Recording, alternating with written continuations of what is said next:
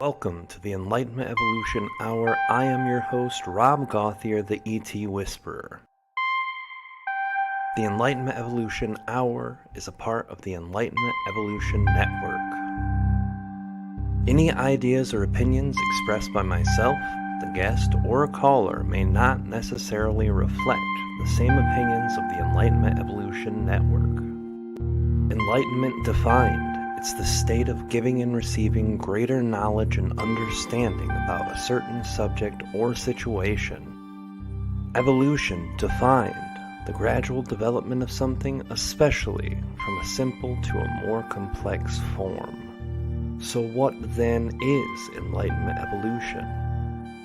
The state of giving and receiving greater knowledge as we develop from a simple to a more complex human being, living on Earth for our soul's experience. Welcome now and join us as we explore our Enlightenment Evolution Hour together.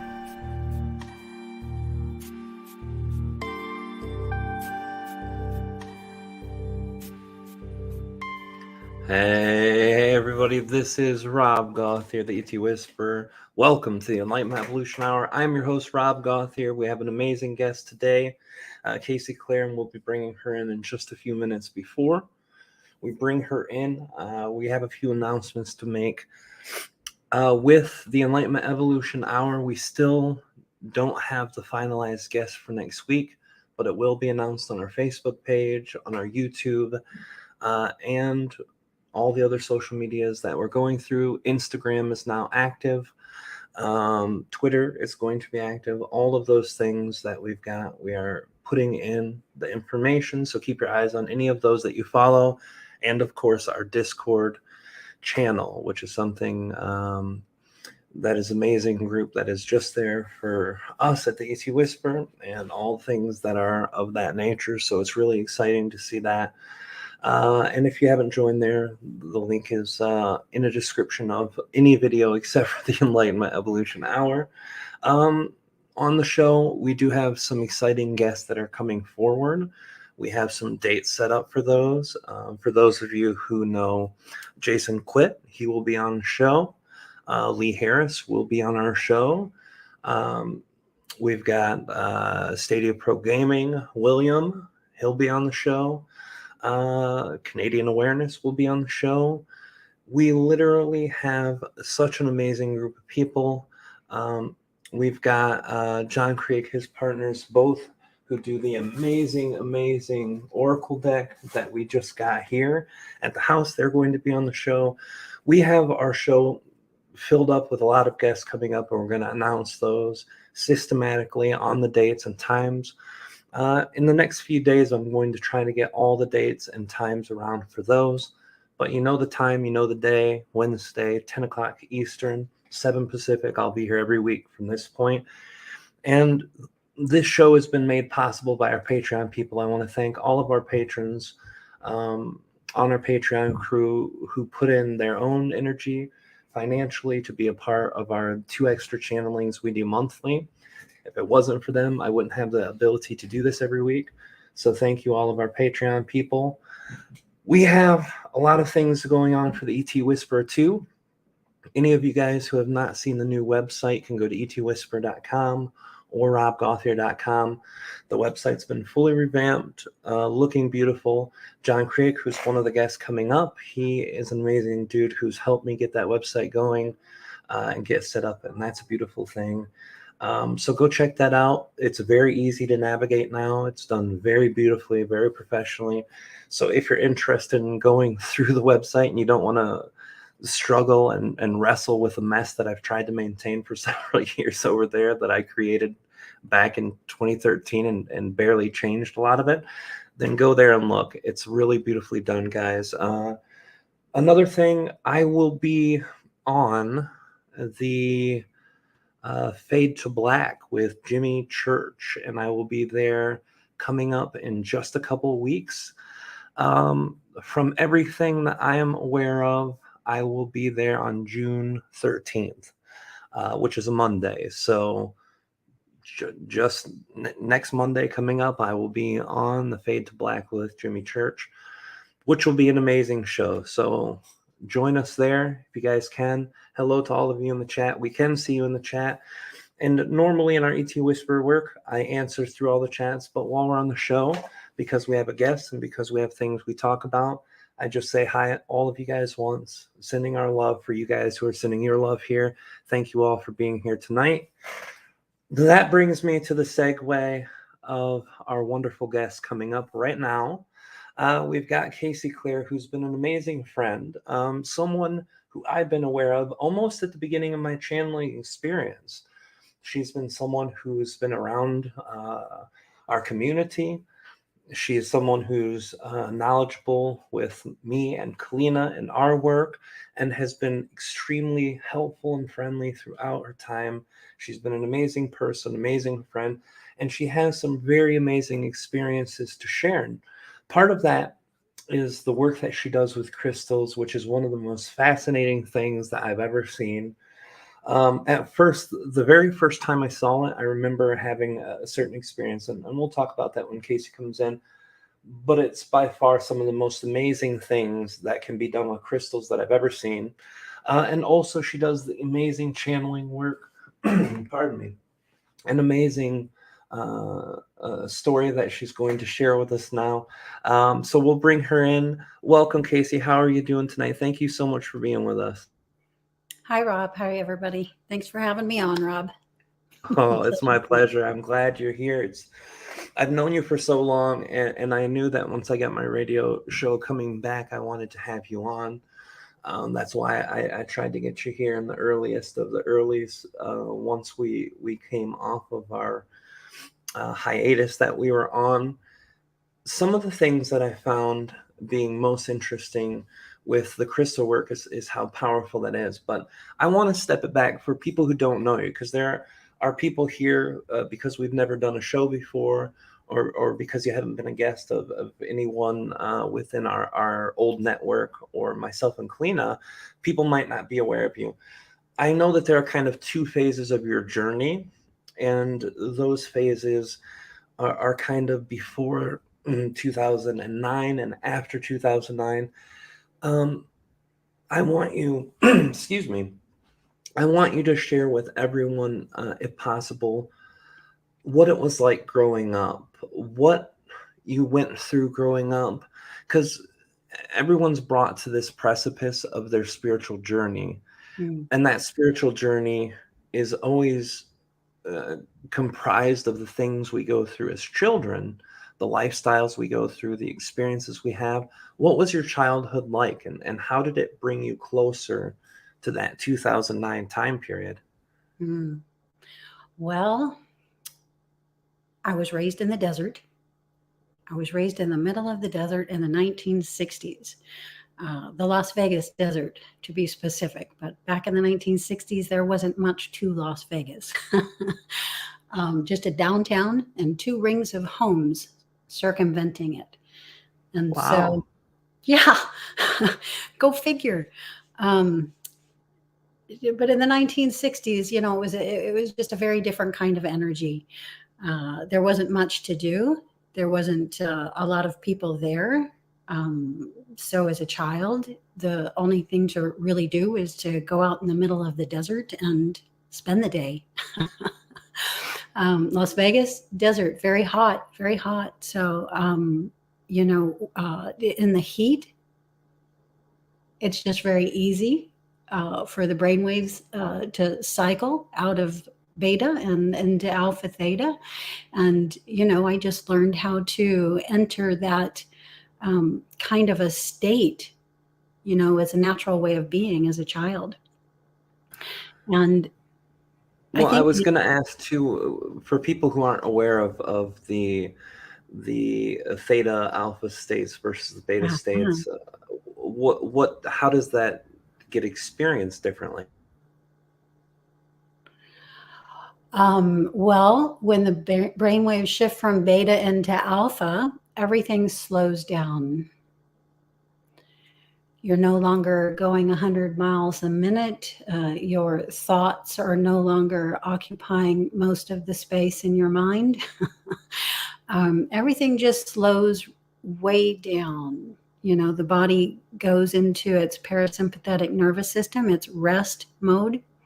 And it's very easily identified from beta, because especially nowadays, most people live their lives in the sympathetic nervous system because they're running beta so high. And that's our fight flight mechanism.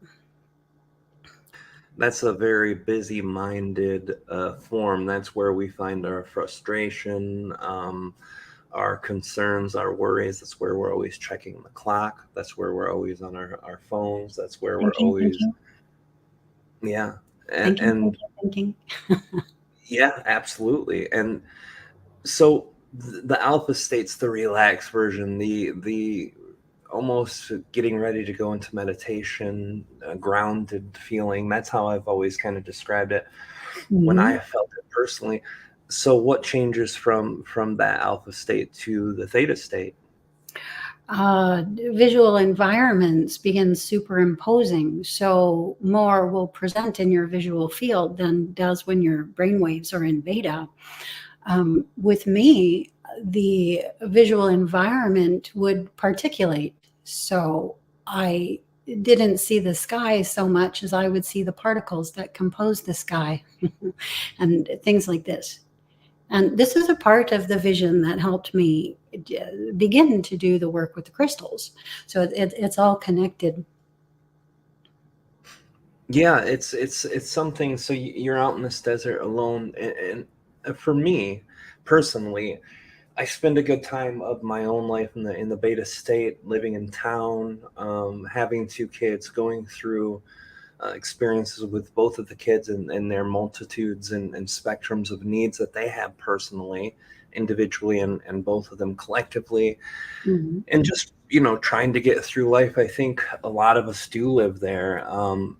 And for me, I've been very fortunate to divide myself out when I'm doing my channeling or doing something that excites me, and be able to pull myself into the alpha state and eventually going into the theta gamma rays whenever, or waves whenever you're going into channel states, things like that. But I think being in nature, especially for people who don't have access to it all the time, as I find myself living in the middle of town, like right on the border of two major, not major towns, but for around here, they're the bigger towns, with over 100 and some odd thousand people just in this 5 square mile radius.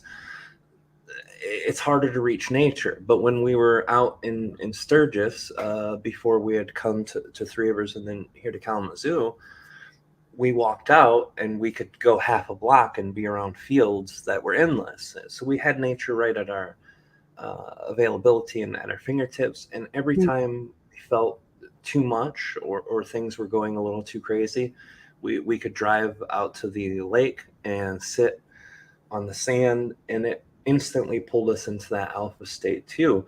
So being in the desert, even though a lot of people think of the desert and they think of death and sand, there's actually a lot of life out there. Oh no, the desert is full of life, and the Las Vegas desert is just spectacular. It's not like anywhere else. In Las Vegas, you have 4 distinct environmental terrains, all within just a single point. Really, you have the high desert, which is the mountains, lots of pine trees and snow, and then just you can go for a 15-minute walk down into the low desert, and you're in Red Rock Canyon, and this is where all of the canyons are, and you go waterfall hunting, but not your typical waterfalls. These are like underground trickles, and things like that. But when you're out at Red Rock, 10 steps in any direction will take you into an entirely new terrain. It's just unexplainable. And then, of course, over on the east, you have Lake Mead. And so, it's the desert itself, the Las Vegas desert itself. Yeah, it's just spectacular. And, of course, we love the desert life. So lots of lizards. Oh yeah, there's multitudes of that in that area, isn't there? Lots of every kind of lizard, lots of every kind of spider. Yeah, no, and those were our play friends. We didn't have dogs and cats back then. We had lizards. That's amazing. I grew up in mostly the Midwest, Michigan. I've Uh-huh. been here since I was 4 years old, so very rare to see a reptile of any sort. Amphibians and reptiles do exist. The snakes and frogs mostly, but for the Mhm. most part, the things, a tree frog were abundant within a decade or so of my childhood. But so much, mostly little squirrels and domestic animals, things like that. So Uh, that had to have been great. I've never been fortunate enough to be in the Las Vegas area. I flew over there. The furthest west I ever made it was Ogden, Utah. Me and my dad were on the road working there when I was a teenager, and we stayed there for almost 2 months. So I got a really good feel to the desert region. And the first week I was there, I was sunburnt so badly because I'm like coming from Michigan where it's 80-90% humidity. So when it's 90 degrees, you feel like you want to die in Michigan. But mm. when I was there, it was 90 and it felt like it was 75 where I normally would live. So I was out there none the wiser for 3 hours swimming and came in with the worst sunburn I ever had in my life. Besides that, it was beautiful. It was clear. It was nice. It was great. We were right by the mountains in Ogden. And Mm. then I was out into the southern California region between Long Beach and Big Bear.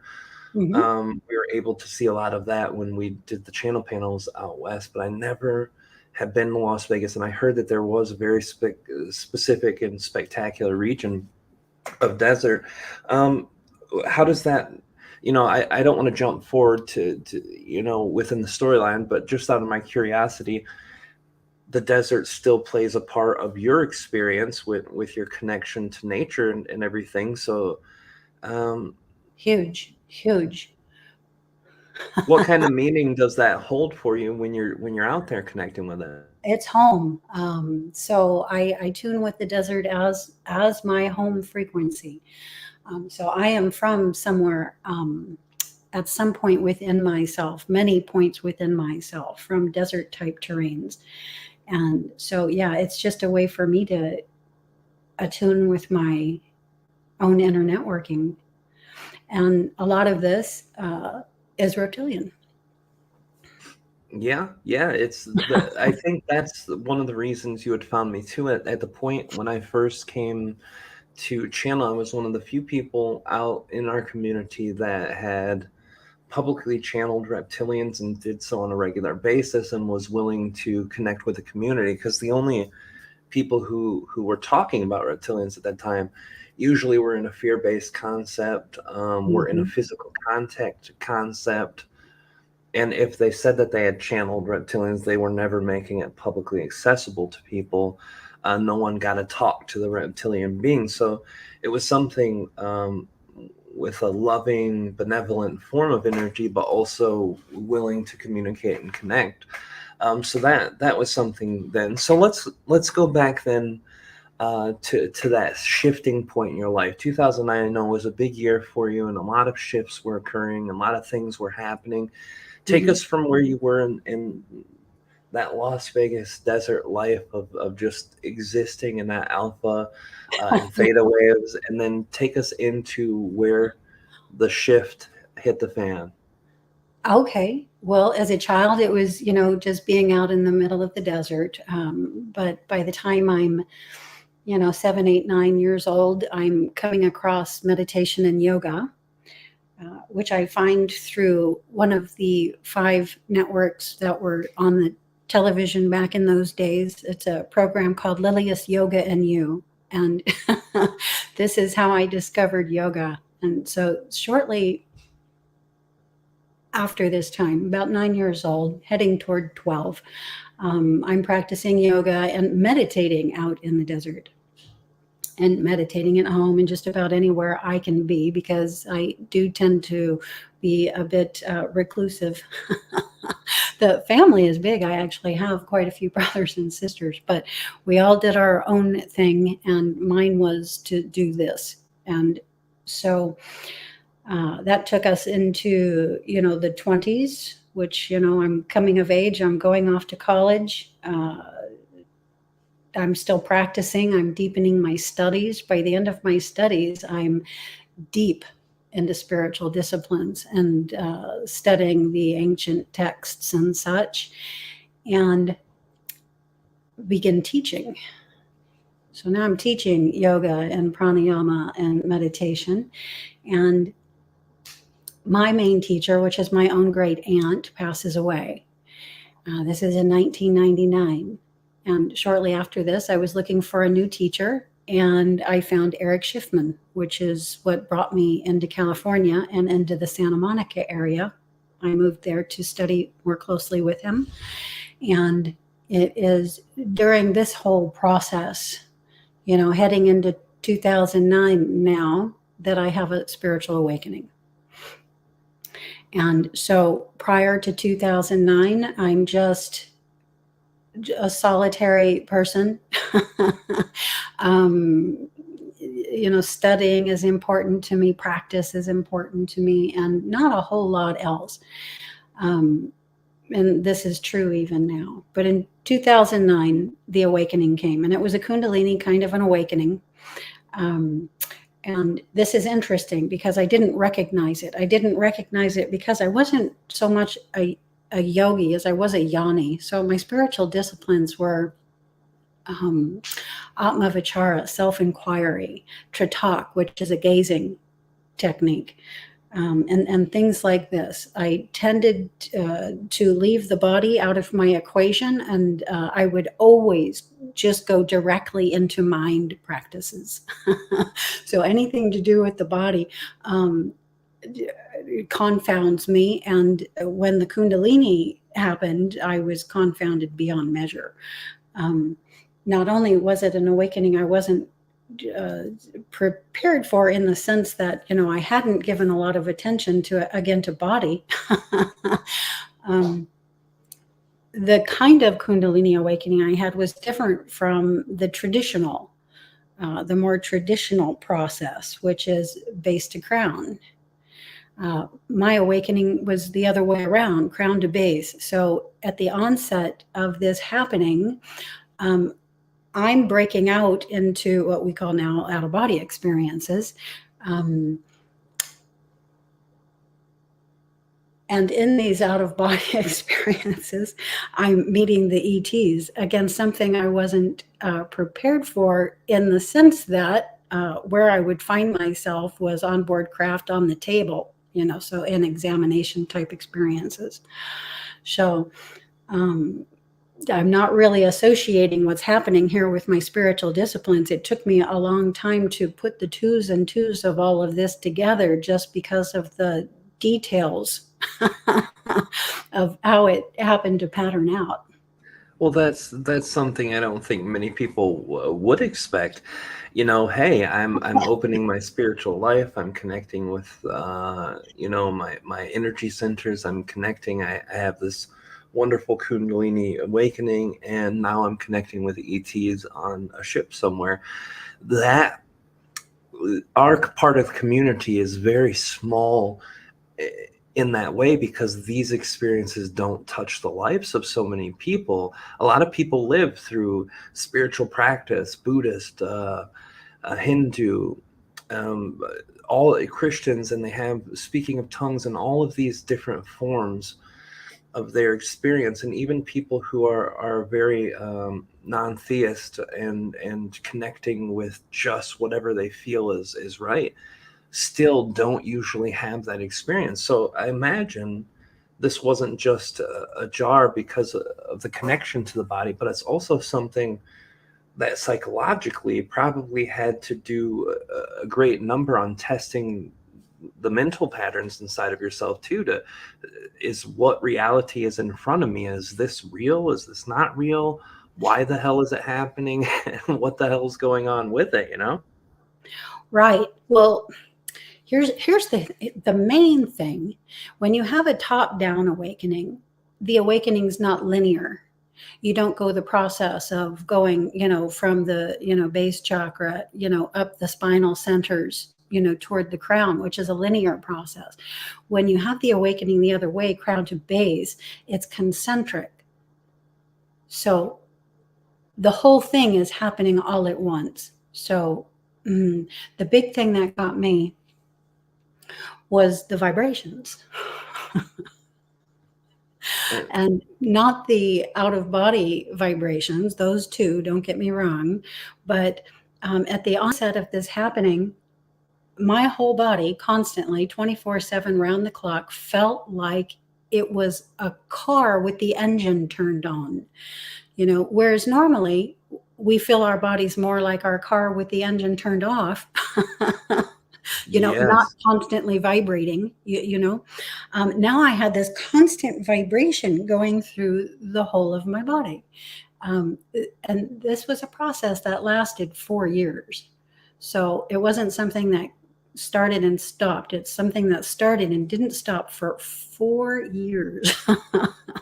And my central nervous system went into shock at first, of course, because I'm experiencing so many things outside my normal that it's not easy to handle. So I'm not just having the vibrations through my body. I'm literally trembling. I'm shaking because I don't know what this is. My body doesn't know what this is. That first year, yeah, that was a struggle. That whole first year. I think you mentioned seeing those early videos. I actually had Yes. to sit on my hands most of the time to make those videos, and press my fists down into the ground just so that people wouldn't see my body shake.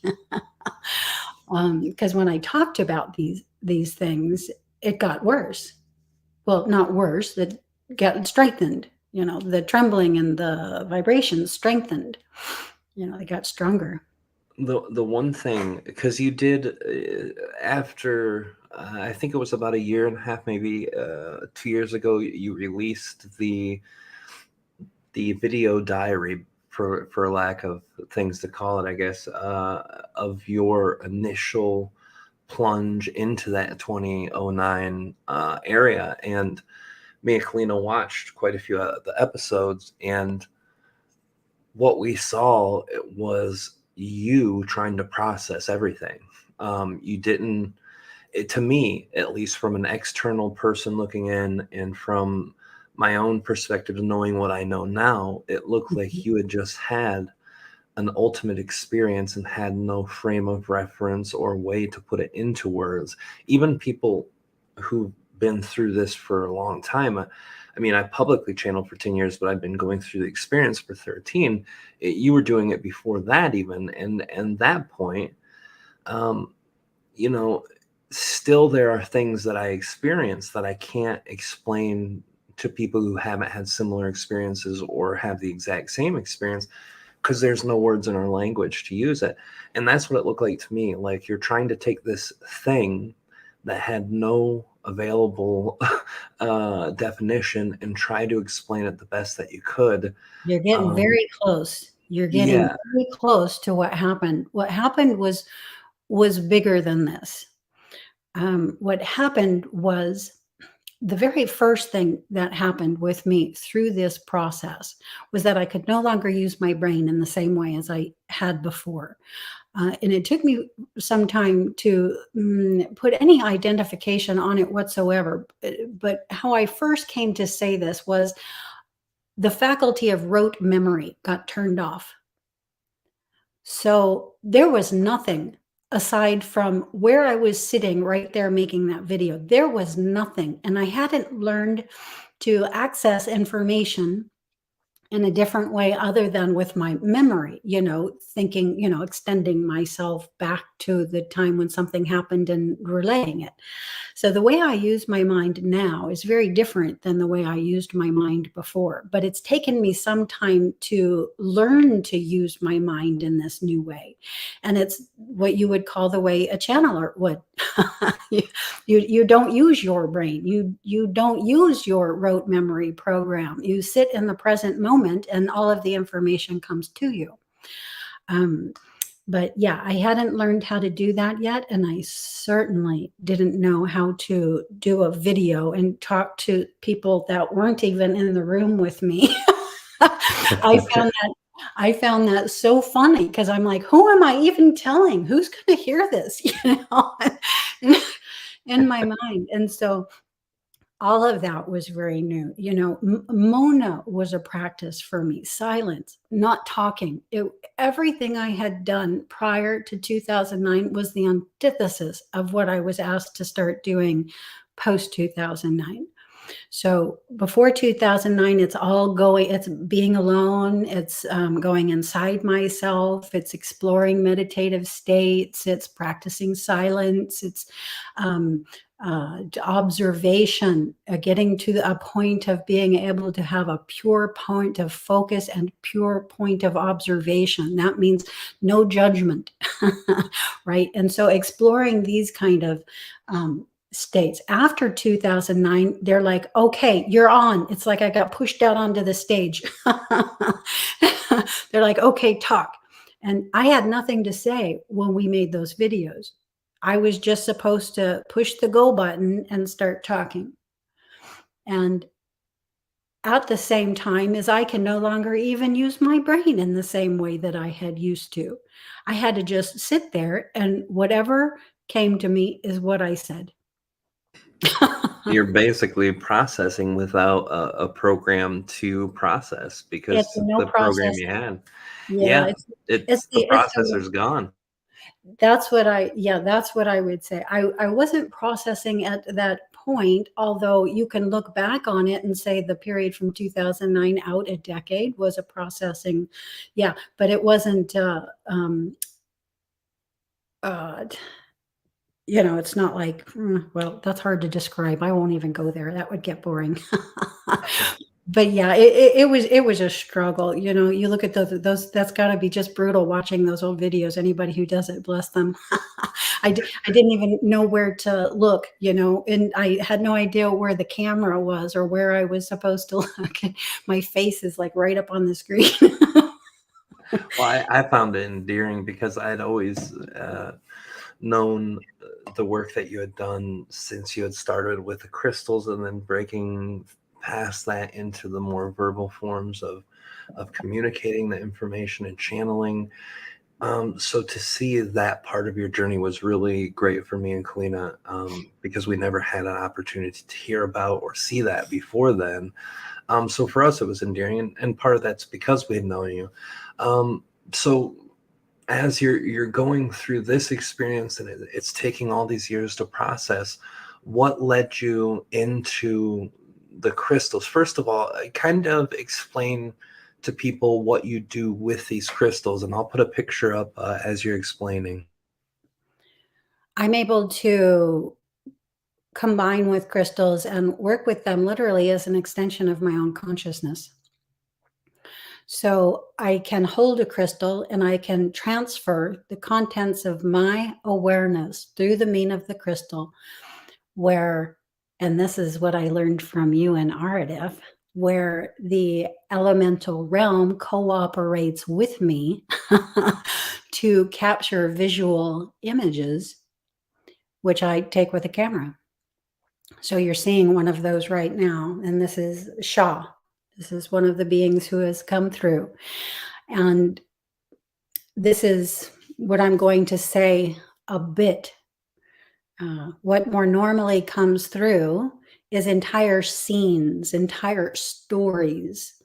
So what we have here is a bit, just one person, one face, one fractal within a much larger story going on behind it.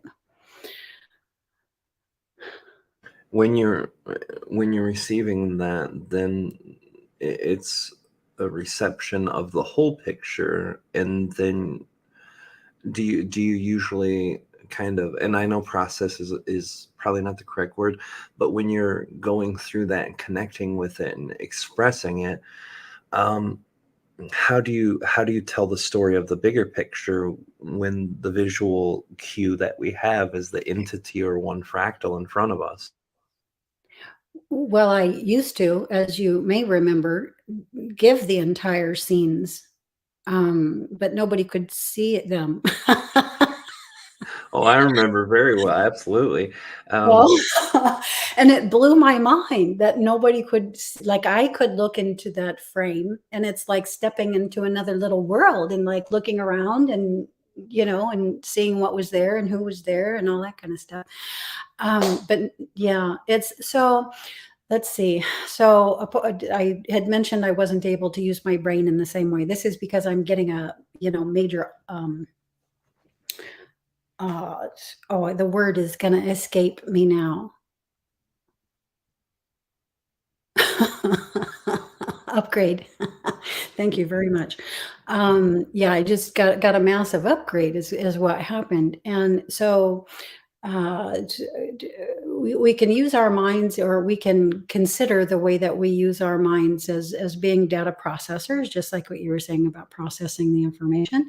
And in order to see those stories, you're going to have an incredibly high data processing speed in order to see. And if you don't have that data processing speed, then yeah, you just see nothing, a whole lot of nothing. And so over the years, it took us three years or so. Uh, One, just to learn that nobody else could see, or very few others could see, um, and then slowly how to make how to get six-dimensional, say, frames of data into three-dimensional frames of data, which is what you're looking at right now. You're looking at a 3D frame. You're looking at one being. Well, there's another being coming out of his snout, but for the most most part, you're seeing the main being here. And so, yeah, this took us time to learn how to do. I didn't understand that other people couldn't see. yeah, So that because I think even if for people who are psychically intuitive or connected with their empathy or any parts of their psychic network, I think the human part overtakes that initially. The shock of seeing this entity's face so clearly coming out knowingly out of a portion of a crystal that you've connected your own energy to, that wasn't there before that part, and connecting at such a high level of detail. I think that initial shock shuts down a lot of psychic networking. I think that's the reason a lot of people have trouble when they're trying to channel or when they're trying to use their psychic energy, because they will come into a simple awareness, a proof in front of them, something big or drastic that they experience, see, feel, hear, touch, whatever. mm, And then they're like, oh my God, this thing just happened. And it's yeah, so shocking. It's hard to go past that. it was hard for me. It was I was doing it, or it was happening from the withinness of me, and I was struggling with, is this really happening? For years, yeah, for years. And that's why I kept going back in, to find out. um, and so, yeah, I wanted so much for others to be able to see that. That became my point of focus from that point of finding out that they couldn't forward. So the idea eventually came to me, for the ETs to come through, of course, and pose for portraits. So that's what they do. That's mostly what I've been bringing through the past year, even year and a half now. And I- it's something that I've noticed too along the years that you've done this. At the beginning, there was always that recognizable eyes and face and an outline initially, regardless. But the more time you put to doing this work, the more of your consciousness that became involved, the more detailed and more, I don't want to say accurate because I have no reference point for any of these entities, but to me, it just feels a more clear, defined physical attribute of at least that physical appearance of them, and in a three-dimensional way, whereas before they would come in feeling a little more two-dimensional in the picture. And you could see that, but just the more you put your energy into it, the more clarity that came from it and its expression. Well, a few things happened there, and I can't take credit for almost all of them. So, one thing that happened was the advancement in the technology of cell phone cameras. So, back when I was using the iPhone 3 or 4, the technology in those cameras is not very good, and I've been on the one I'm on right now for the last 5 years, and I have just replaced it. So the technology in the cell phone camera that I have now is even greater, and so as technology improves, yeah, so do the quality of the frames, of course. Another thing is that I am, very computer dense. What you're actually looking at is not the full image. This is a very small file size. And that's because Casey didn't realize that. I just discovered this just this past week, actually. I'm using thumbnails. These are just tiny. These aren't even, the full shots. I kept telling everybody, what you're seeing there on your computer isn't what I'm seeing here on my computer, which is a quality so much. The quality that's on my computer is, infinitely better. I didn't realize, because I have iCloud, the photos that I actually have on my device aren't coming directly from iCloud. They're thumbnails. And that would condense and lose a lot of detail. Absolutely. It loses a lot, yeah, and so, yeah, a lot of this was stuff I didn't even realize, and then I have no idea how to stamp the photos to, make them mine, I don't want to put anything across the frame itself, because I want people to be able to work with the frames to make contact. And so what I started doing was stacking the frames and then putting them in a frame and then screenshotting that frame, which makes them even smaller, by the way. So like what you're seeing is nothing. Like if you were here looking on my computer, it would look like a person right in front of you. So many of them are like that. But now That's amazing. Here's another thing. I don't know if you've ever gone out of body or like I'm somebody who can consciously shift from physical space out into other reality frequencies. And I'm able to experience the quote trip. Meaning, it's not like things go black and then all of a sudden I'm somewhere, or, the vision field just turns on and I'm there. No, I experience the entire shift. And so because of this, and because of some training programs I was given through the out of body experience, and let me say, mostly I'm an OBEer. This is where I find my pride. I am someone who can make the conscious shift, and I'm here to help others make the conscious shift. And this crystal work is how we're going to help others make that conscious shift, because these frames are the visual equivalent of isochronic tones, binaural beats. They're just the visual format. And as you gaze at these, you'll notice your brainwave patterns begin to shift. You will shift through beta into alphas, certainly. And if you gaze long enough, you can achieve those theta waves. You can actually go into the scenes where that fellow is right there and look around. Anyway, that's what we're trying to do. But anyway, back to the OBE and the shift. I saw that as I was making the shift, the further away I was from another physical environment, the more cartoon-like it would look. That's interesting. And then the closer I got to it, it would start to look rather caricature. It would, half cartoon, half lifelike, And then by the time I was there, it was entirely lifelike, just like how we experience our reality now. And so this is a phenomena that also happens through the crystal, and this is because the beings need our permission to make closer contact. They often come through first in that cartoon-like format, or water painting format, something like this. And that's them making a first introduction, and they wait until, people in our circles, central nervous systems are adapting, and maybe somebody takes their gaze into that frame that allows them to come more forward, over time. And then That's there's some incredible. yeah. And then there's some who just pop right out. And Shah is one who popped right out. I'll tell you, this is a phenomenal story, actually. So I do readings, as you know.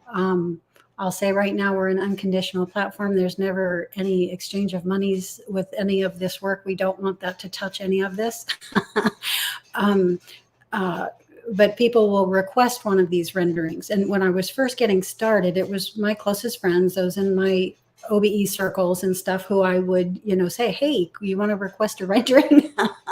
I literally had to pull teeth to get anybody to request one, But the fellow who requested this one is somebody who, it's so funny. I don't know him except for in OBE circles. He's in an OBE group that I know on Facebook. And Wow. one of the stories that came through the crystal was my own birth into this earth life. And he's in it. he's this huge face looming down, looking at me as an infant child. I mean, there's a lot in this frame. It's multidimensional. It's just spectacular, but he's in it. And when he requested a rendering, this is the being who came through for him. Yeah. That's amazing. So, and he came right through, no caricature, no cartoon, just boom. And so, yeah, it tells me that that man and I are connected, and much more closely than most others, because this one had permission to come all the way forward so fast. Yeah, the connection that you've got to have there's got to be huge. I want to step back for a second, and kind of give our listeners an idea here of the energy, because I think most people get the gist of what you're doing with these prints. You're allowing that co-creation, but a lot of people in our community have attempted to do things in a similar fashion. You have people who make art and music, and that art and music, like the binaural beats, I'm bringing through Vasha Narada, an artist in our community, a very good friend of ours. She does the same thing. She brings this energy forward from her own intuition and creates an art piece so that you can spend time with it and look. Yeah, When you're doing this, do you already know necessarily who the rendering is for, or is it something where they would have to request it for it before you do it? Yes, I work with the crystal mainly myself, and I just go in and I am told things like my birth into this earth life. I was shown the beings who are associated with that. I got the story of the Anunnaki. That one's big with me. I saw ancient Egypt and destruction by Trons. I mean, just all kinds of stuff. So when I go in, I'm seeing my own, we'll just use easy words, past. my own history, places I've been, places I'm associated with.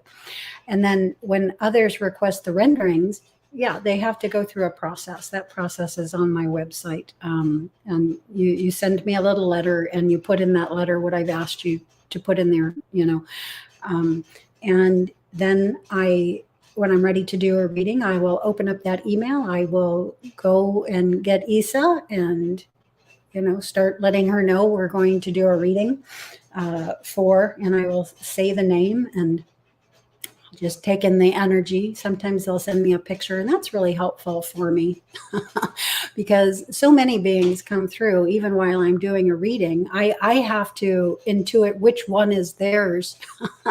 So I'm able to tell mine now, and there's just so many of them. So I know that when I get somebody new, that's probably theirs, but sometimes 2 or 3 or 4 new ones will pop up. So the pictures help. But yeah, they have to send in the request, and I sit with the request specifically, as I'm going into the crystal. I just tell everybody, this one's for so-and-so who would like to come forward for them.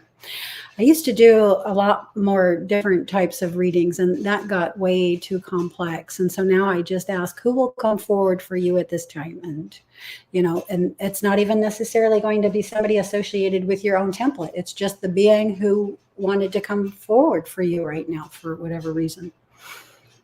Well, the one question that we had here from a minute ago from Zenib was, what kind of crystal do you use to do these readings and to do this specific pulling in of the scenes that you have here?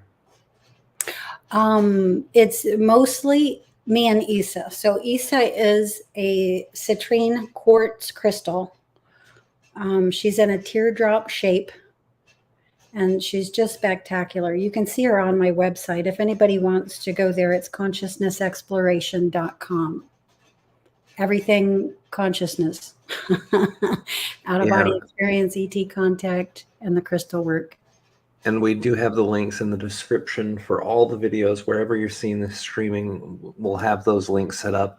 And we'll be able to put you guys in touch with her too. I want to bring forward another picture that I've got that you had sent earlier. There's one that I'm going to show towards the end before we take questions. And yes, everyone, we are going to take questions, so get your questions ready. And then when we let you know that it's time for your questions, then please send them right to the chat, no matter where you're watching, Facebook, Twitch, or YouTube. You can drop them down and we'll see them. Tell us about this being right here. Shin. His name is Shin, and like ocean without the O, Shin. That's beautiful. He comes through in so many different formats. So this is someone incredibly associated with me, and I'm connected to this being by its right eye. So, and what I'm able to see in the photos is more than just the main being who most other people see.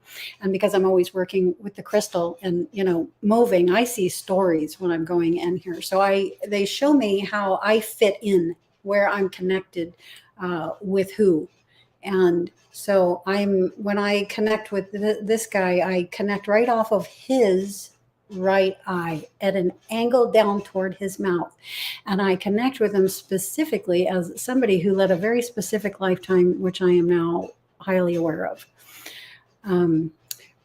But yeah, he's contacted me in an out-of-body experience before, not exactly in this form. He always looks like himself, but in the form that he's more tribal here in this one.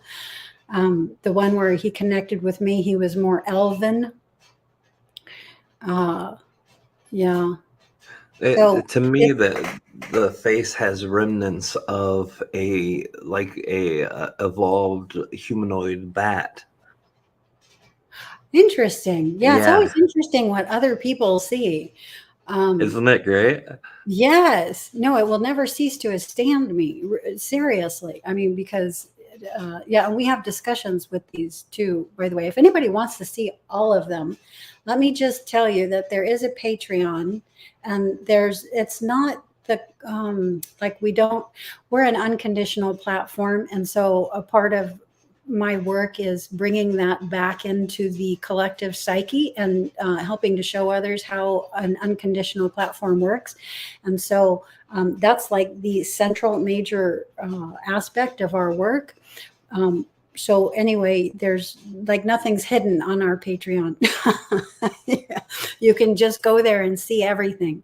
And that's where all of them get put up. So even the ones that aren't portrait quality, like this one, all of them get put up there. So it's a fun thing to watch. Yeah, it's amazing too how much you share, and I'm going to show the collage of multiple beings here in a minute too. I got one more to share, and I'd like you to share the story that you shared with us before, and that you shared before coming on about this being, and about how it was related to Kalina. Olvera. So this is Olvera. And so, yes, when I was first meeting you and finding your channel, you started coming through the crystal. You came through in 3 different frames and 3 different formats. And in this one, you looked just like you do now. However, you were medieval. You know, it was in medieval times. And there was a little ET being snuggled up into your right side with its head on your shoulder. And I knew it was Kalina. It didn't look anything like Kalina. It looks exactly like the being that you're all seeing on the screen right now, like a little Arcturian. And which is why I sent this to you, because that little being in that portrait was this species right here. Looked just like this one.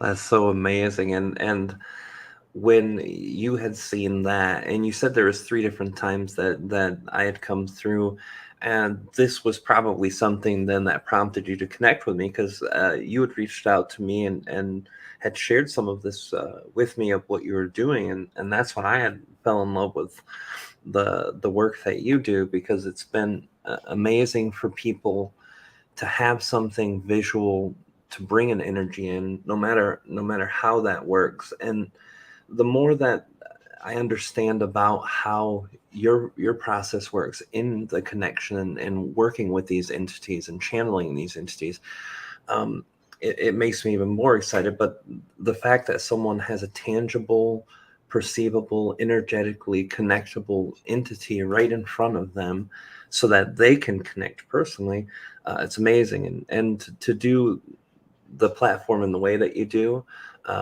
being transparent, not requiring that people purchase these from you, it's very admirable, because I know, especially in our community, some people can't, because that's the only way they survive, but other people completely do the opposite, and they don't want to share anything for free, which is always disappointing to me too.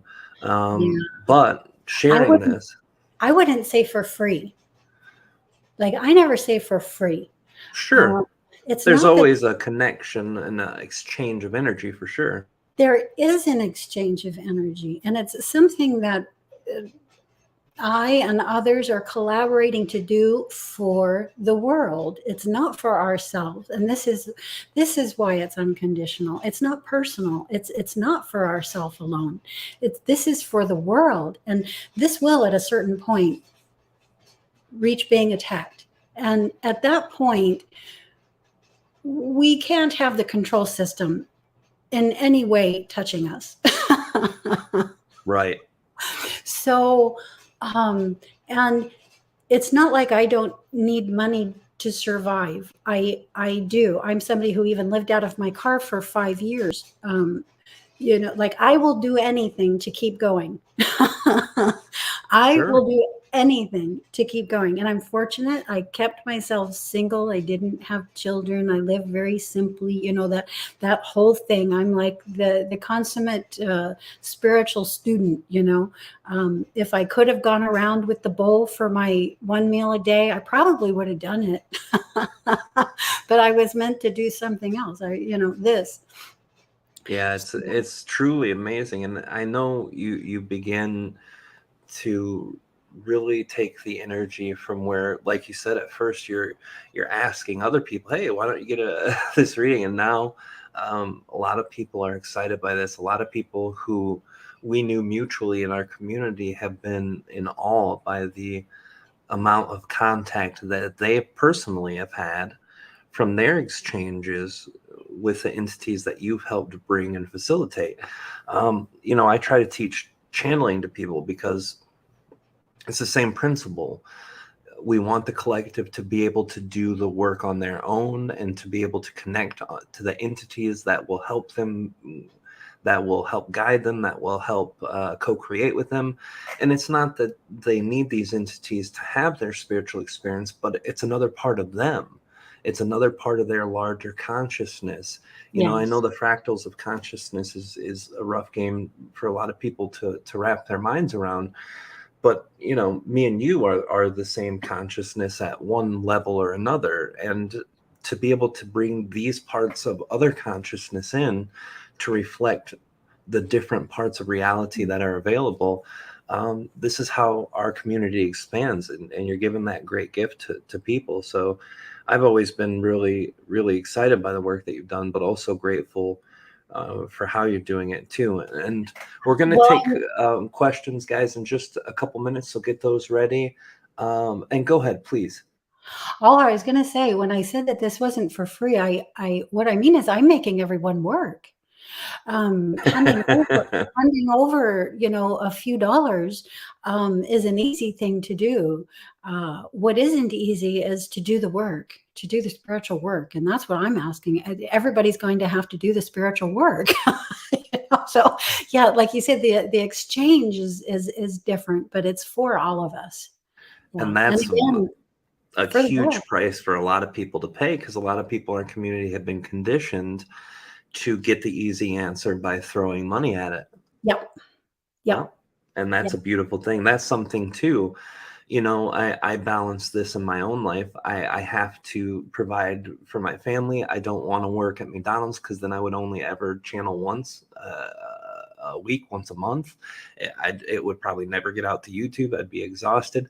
Now I can do this full time because I can support myself doing it full time, which means there's more of that available. But also, I I have changed the dynamic of my own experience, because I had seen the same thing that you've seen. A lot of people love getting the answers, but they don't realize how much work it takes to get the answers inside. Because if they can get that internally first, and then check the answers by bouncing it off all the other sources around you, you're not just more empowered by that, but you're going to get better answers almost all the Yes. time.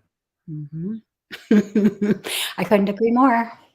I want to show you one more thing too. I want to show this collage, and if there's any of them that stick out to you and you want to share the story before we take questions, you can. Or if you just want to say something a little bit about the collage itself, this is kind of a large portion of many of the entities that you brought through. Not a large portion. I mean, you've done way more than these, but this is a good cross section to show people kind of the array and spectrum of beings. Please share whatever you feel is important to share about it. Yeah, that's such a well, here you can see how different each and every one of the beings are who come through. So, yes, this isn't like one being being shown over and over again from different angles. There's a lot of different beings coming through. There's a few hundred that have come through for portrait style uh, pictures. um, what I would say is, yeah, because it's very impactful when you see them together, and this is only so very few of them. And this past week, in preparation for the summer solstice, I just put together almost 100 of them, PDFs. This again is thumbnails, so it's not as very clear. You can see them, but it's not very clear. I go to the Patreon and just scroll down a post or two or three, and you'll see a link to a WordPress uh, link, and it's a PDF of 100 of these guys, and it's like crystal clear quality. Yeah, sit with that and just let it blow your mind, because I could put that one with almost 100 and another template with 3 more just like it, and just keep letting that blow your mind. They're here. They're connecting. They're us. All of this really is happening. I love it, and we're getting a lot of great reactions of people who are sharing their own connection to these and checking them out and are moved by certain ones.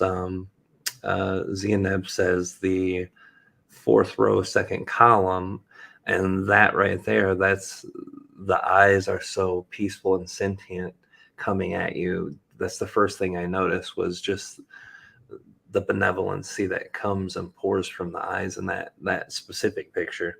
Well, you can see them coming through the crystal lattice also. I love those ones where you're actually getting the crystal lattice right there. It's Yes. like coming right through the lattice. And the one right above that looks like a galactic mugshot to a being who's kind of looking off to the side and just like the cool kid of the galactic beings. It's so great. I mean, I interpret these all so crazily, I'm sure, than a lot of other Yeah. people, but um, No, the interesting thing about that is we talked about this. So this is an idea of what a being looks like in caricature. Now, if you go up to the top row in the upper right corner, you'll see him starting to come through more true to life. That's the same fellow coming through in a more real format. It's just that there's three faces smushing through in that photo. I wasn't able to get just him. It's really hard to isolate the beings and draw them out. Mostly they come through in clusters. So you get this whole elaborate cluster, and isolating one of them to get one of these portraits. Yeah, that it takes some doing, but that's him up there in the upper right. It's that's a beautiful. it's That's a the same being. feline. Yeah, you could tell. Yeah, it's a feline, and um, he came through in that format just a week after he had come in the one down below there. So I was lucky that happened really fast. He's associated with Egypt. Yeah. That's amazing. We've got some questions that are starting to come in, and everybody, please send your questions in. Before that, though, I've been doing something kind of dumb with all the guests in the last few episodes, just to run through so people can get to know you a little better on a personal level. Um, what's your favorite color? Oh my gosh, white. That's beautiful. That's an encompassment of all of them. That's beautiful. What's your favorite food? Um, can I do a food that has like I like cacao smoothies. Oh yeah, that's wonderful. That's actually yeah, brilliant. We went on a smoothie diet. That was actually one of the best healths that we were in, and thinking about going back to it now. Yeah, that's amazing thing. I eat mostly fruit. I like fruit. So like a fruitarian almost. That yeah, we thought about doing that too, and we looked into that too. So that's something that might be interesting to try.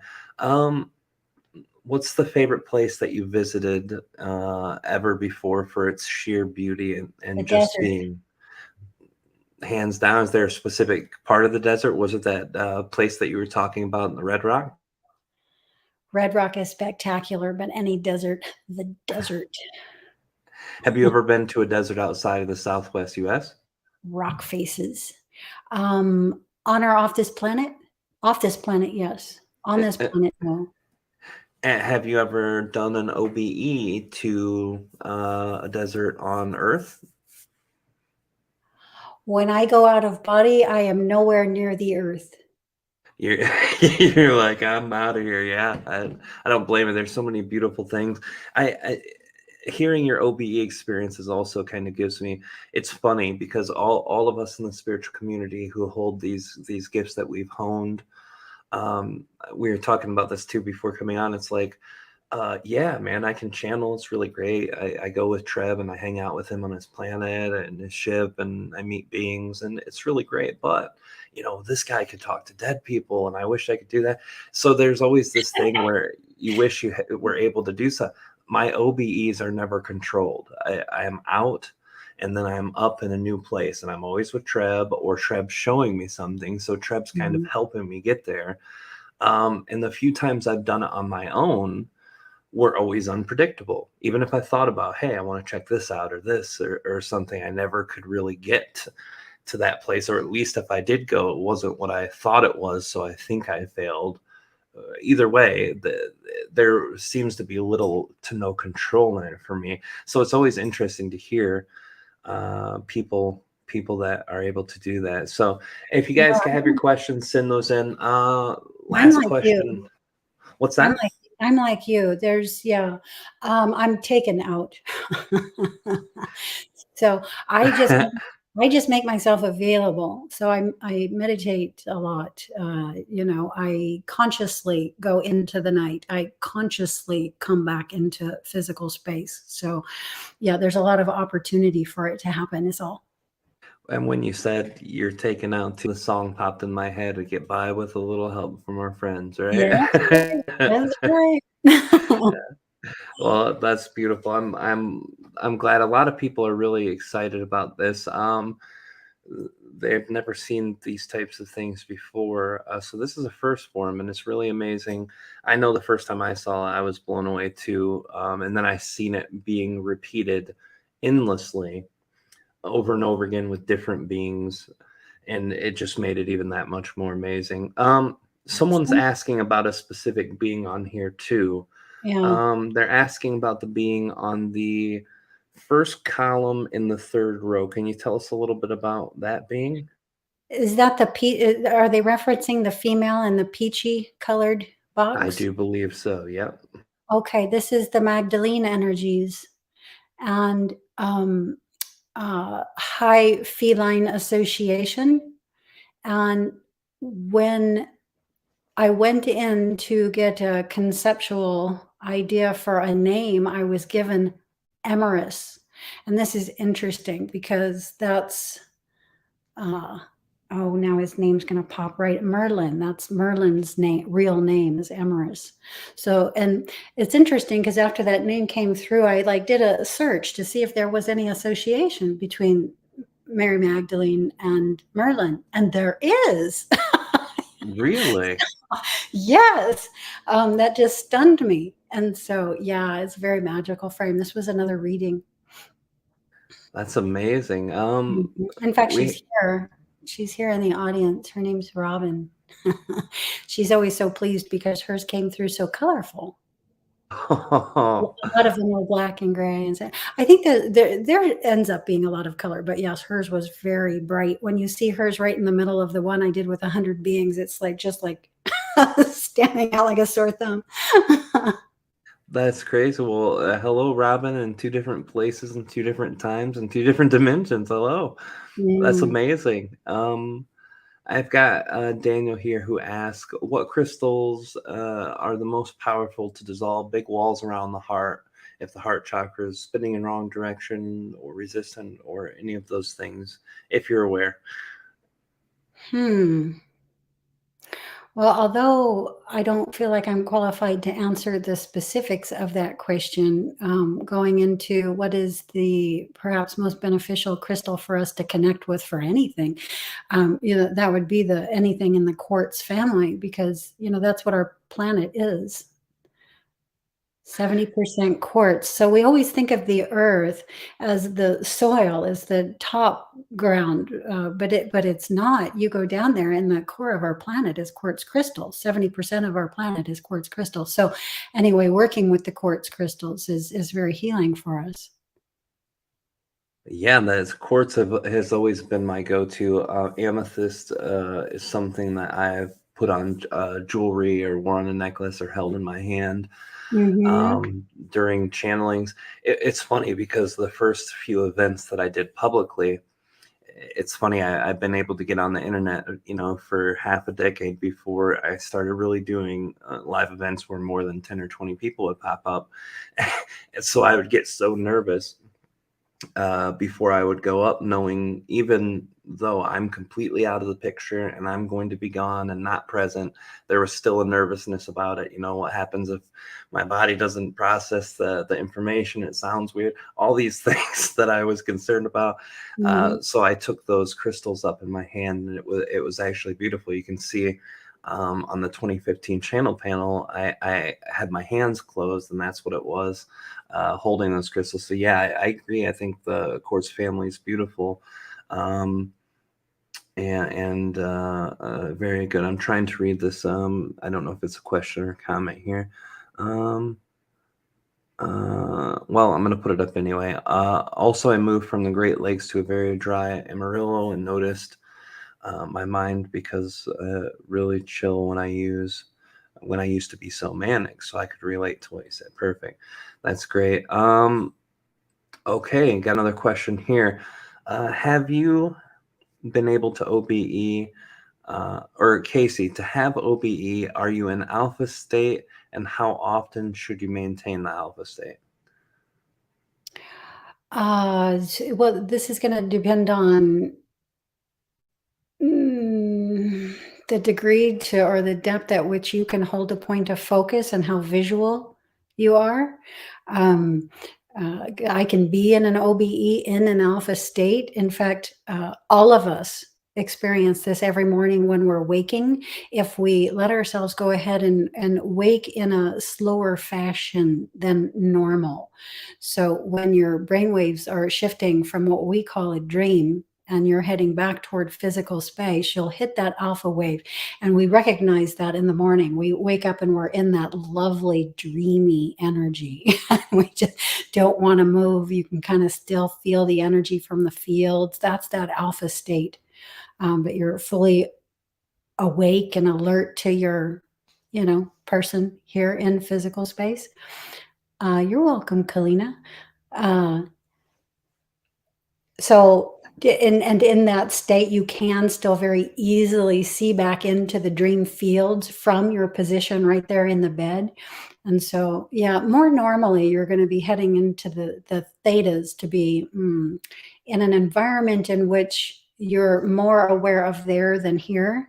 In that alpha state, you're going to have that nice bleed over where you may equally be aware of there as here, if that answers your question. If I didn't answer your question, please ask more.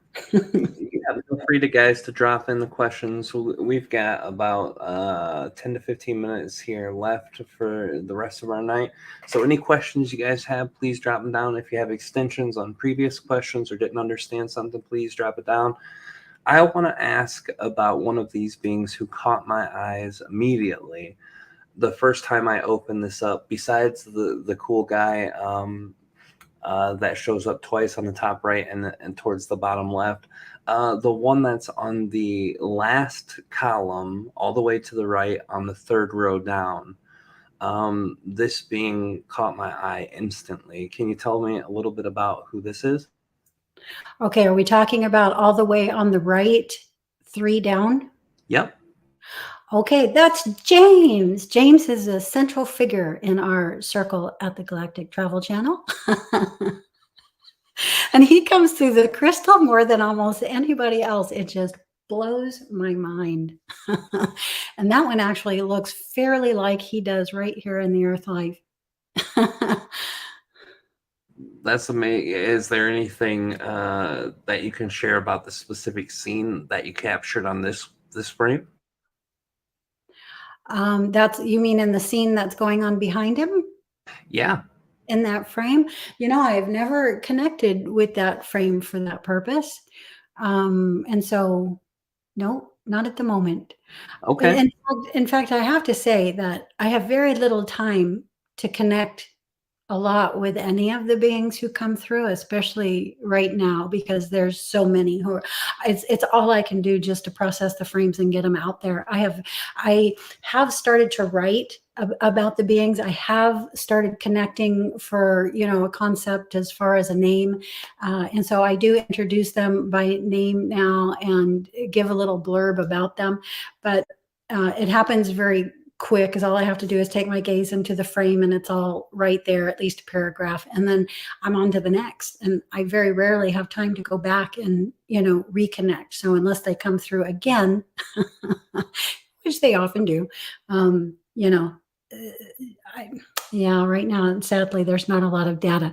We have started, however, this is interesting. So one of the things that I have recently discovered is there is a story, a very specific story coming to us through this stone. And there's a central figure. So all of these beings come through one central figure, and this figure's name is Ur. And it's interesting that he gave us that name because, of course, this has an association with Göbekli Tepe and all of those ancient cities being unearthed right now, and the idea that it was the remnants of the Atlanteans who built some of these.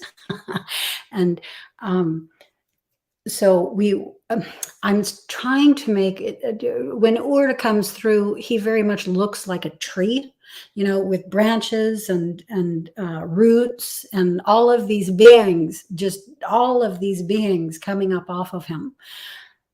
He comes through himself now too. I can isolate him and actually get him. I should have sent you that one. Didn't I send you that one? It's The ones that I think you had sent me through the email were the first two that I showed, and then the one that you sent me tonight when you told me the story about Kalina is the third one, Oh yeah, I and this didn't. one I found myself. I should have sent you, or I could do it really quick, just so people can Sure, see, because sure. this is what we've started to draft a book on. Yeah, and it's just showing the bloodline of Ur, and I am fitting in this bloodline, and it all has to do with how we're even doing this work through me at this point in time, is I have this association. That's Uh, amazing. And you're gonna send that then through the email? yeah, I'm going to All send right. it right All right. now. And we do have a couple more questions. I'll wait for you to send that first before we get to those, but I'll put up the first one. John Kriek. This is the guy I was telling you guys about who helped with the website. Looks so beautiful and done so well in the graphic designs on the website, and also who's going to be a guest on the upcoming show next month. So we'll be hearing more from John too. But he'll have our next question. And then while you're answering that question, I'll upload the picture so we can look at it afterwards.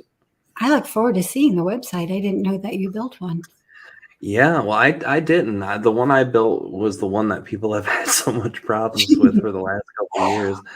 And it was good when I first built it, but you know how websites every couple of years, if they're not updated to what people, I think the cell phone thing is the biggest issue with my old website. Plus, it looked quite aged, but it's looking good now. I'll tell you that. John's solely responsible for doing that.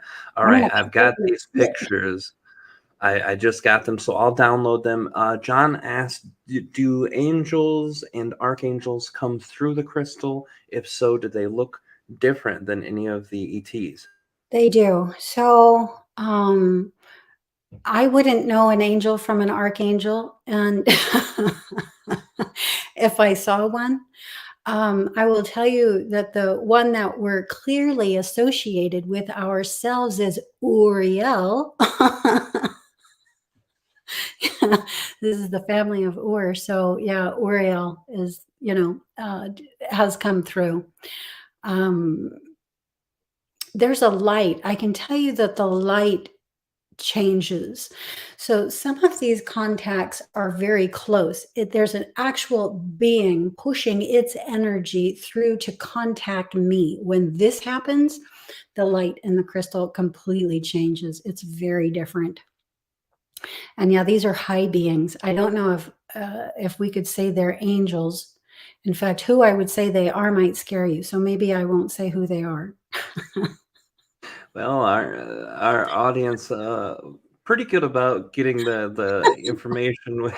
I mean, you'll always have someone who's a little scared to hear something new, but I definitely would like to. Here's the picture that you sent me just now. I wanted to show that to everyone, and this was the being who you spoke about, who's kind of been very central and was connected to the ruin sites that they're digging up now and things of that nature. Correct? This is Ur, yes, and he comes through in various formats, but one is literally as our family tree, looking like a tree, very much like a tree with a face, with limbs and roots and all of that. Here we just have a big old mugshot of someone of Ur in immediate physical experience. So when Ur doesn't incarnate through sex and being born just, manifests, that's what Ur would look like.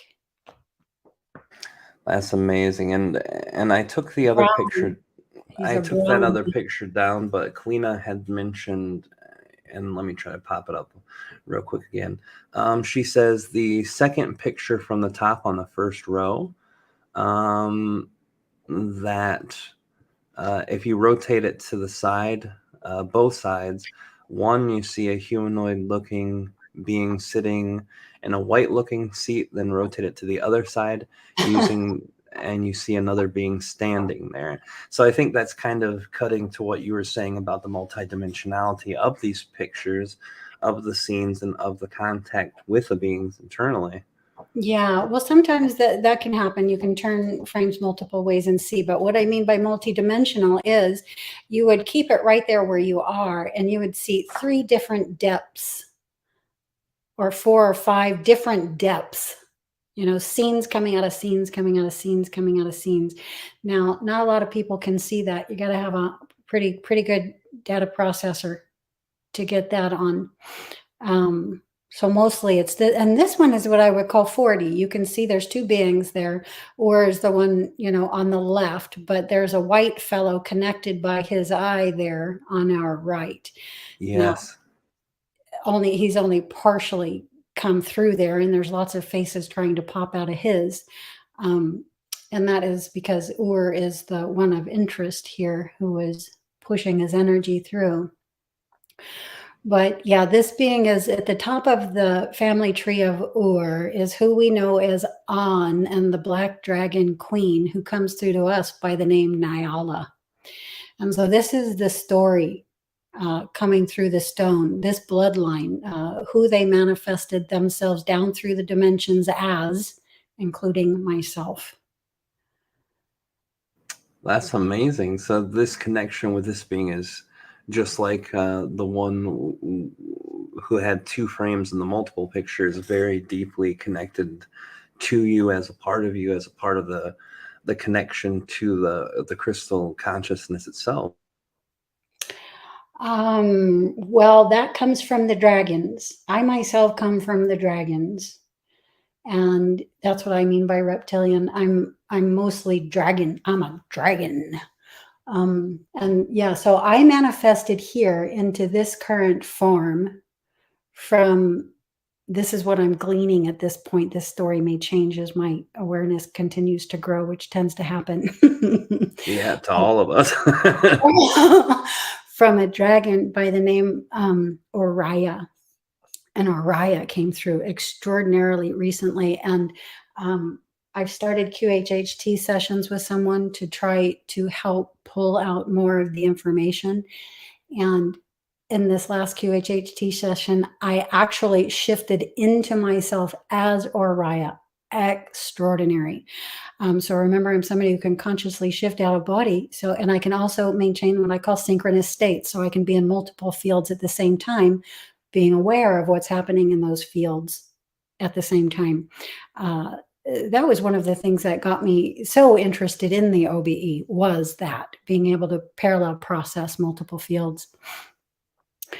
Yeah, the multidimensionality of that alone is huge, and we're getting a little shorter on time. So I'm going to ask this question one more, and then before we jump off, I want you to share all the places where people can connect to you. So the second row in column 3, so that would be the being who's below and to the left of the top right picture, so diagonal, I think. Okay, are we looking at a gold and silver looking fellow? Yeah, more silver than gold, but yeah. So the second row and then the third picture from left to right. Under the pink one, yes? Yep. Okay, that's my dad.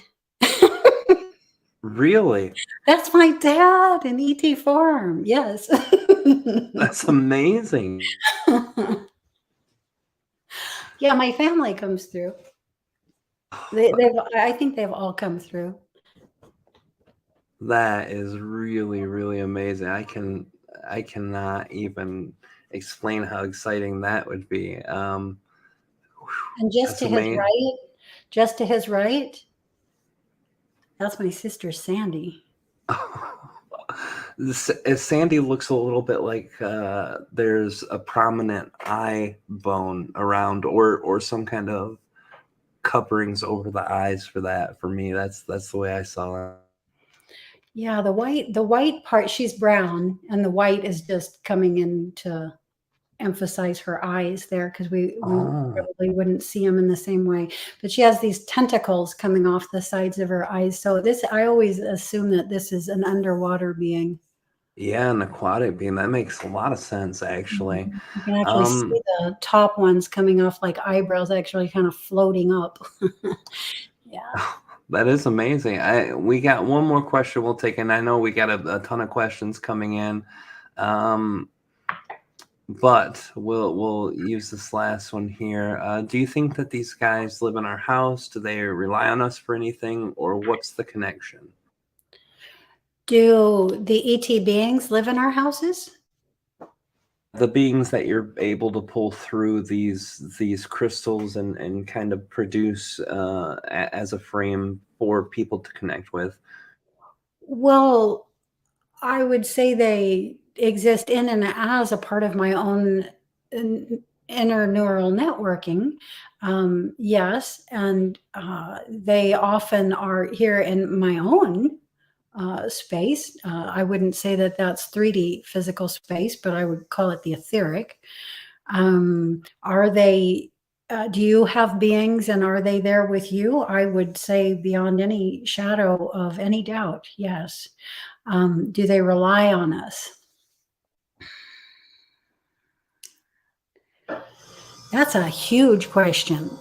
Um, Yeah, that's kind of a loaded one. the first thing that I want to say is yes, and that is it's not that they rely on us for what we might think, but uh, they rely on us to. It's like I could make an association with your own family and your own family history. Anything that your ancestors or ancestry did not complete with is completed through the children down the line. So, and then that line keeps having children until all is completed with. So, in this sense, yes. Um, we are like we are composed of uh, a pattern of beings, a whole collective, and that's our. We could think of that as our ancestry, and we here as their hope to complete with what didn't get completed with while they were in their incarnations. So yeah, in that sense. Yeah, I How think would you say that, Rob? I think when it comes down to it, there's always a relationship that's had with these beings, and it really wasn't that clear until a couple of years ago when Trev and Ardif started repeating. And Trev had said it a few times, but it never really stuck with me until Ardif and Trev both were saying it and saying it quite a bit with people. People assume it's always a one-way street with the entities we work with our guides. Yeah. Like we're getting all this stuff from them and they receive nothing.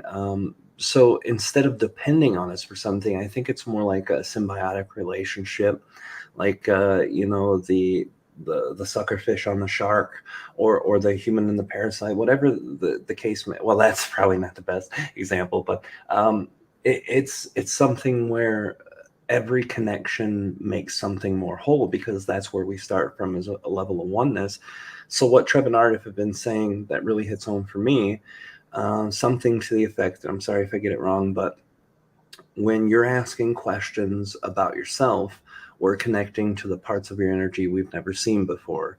And by reflecting, that makes you grow. And because we're connected and we're all one, while we're looking at those parts of you that we never saw, we get to look at parts of ourselves that we never saw. So you're growing and we're growing. And then they always say, congratulations for growing and thank you for the growth that you give to us. And that was very Yes. profound. extremely profound. So I think that's very relevant with that too. And I said we weren't going to take another question because we've already gone over our 90-minute mark by a little bit, but there are so many people so curious. This one question I think should be the last one, just because a lot of people are going to have this question after seeing this episode who weren't with us live, and I think it should be seriously considered. Miss Jennifer says, I'm a serious crystal collector and literally thousands of crystals. Can anyone connect, make contact with, and communicate with these beings? She states that she's an empath and a feeler, not necessarily a seer. I see. Do you mean, can you do work like this? Absolutely. It takes incredible discipline to do this. It takes being able to get through the network of people who want to tell you that you're crazy and that all this is pareidolia. So you have to be able to take a hit. And if you can get through all of that and search inside yourself for what this actually is, regardless of what other people are telling you, and get very clear about that, write about that, speak on that, and work with, the crystals for this purpose. Yes, absolutely. Anybody can do this. This is not a special thing. It's just something that not a lot of people, I think, would even think about doing. And it wasn't something that I thought about doing. It's something that started happening. I was working. Rob and I have kind of a similar life in that I worked also as a medical caregiver most of my life, and I was in California off the coast in the Palisades at a job. And the Palisades are up high on the hill and overlook the ocean there. And there's some spectacular sunrises and sunsets. And one morning, as I'm waking, it was an overnight shift. The crystal, Issa, just happened to be laying down on her side on the coffee table in front of me. And at sunrise and sunset are portals, excellent times to work with the crystal for this kind of a work. And the sunrise was hitting the crystal. And as I opened my eyes, my head on the little sofa I was sleeping on was just inches away from the crystal.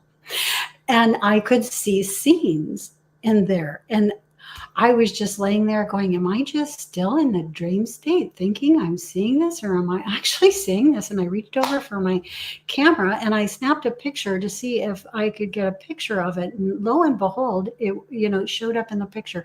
And that's how it started happening. I was, of course, taken aback and couldn't stop going in there to see if I, could get more for a period of time. And then it just took off. And for a long time, I didn't work with the crystal because, the job, working 24/7 around the clock, just there was no time for it. But this past year, we were given the opportunity to dive in full force, and we have been diving in full force.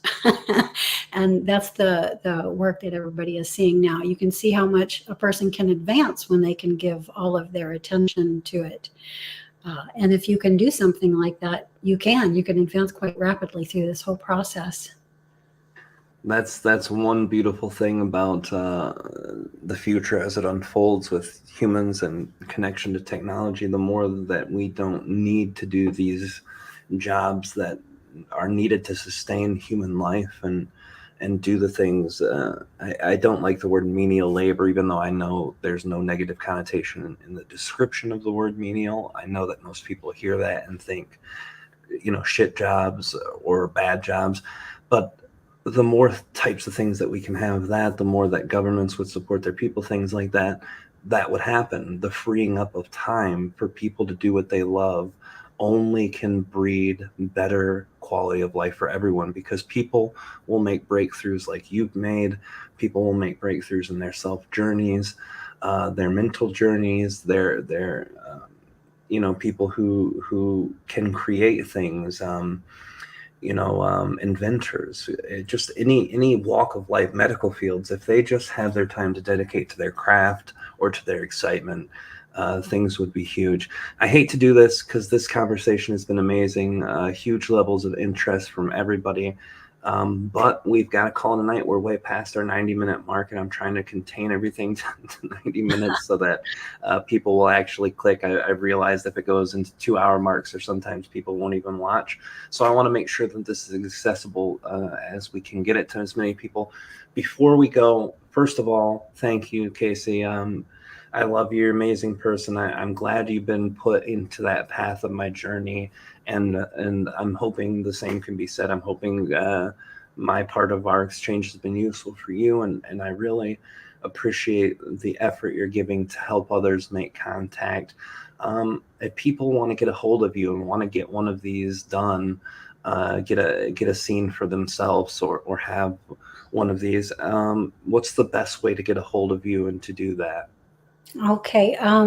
Well, first, I love you and Kalina and the whole family you have there very much. I can't even imagine my life having not intersected with you. Huge impact, of course. And where can people connect?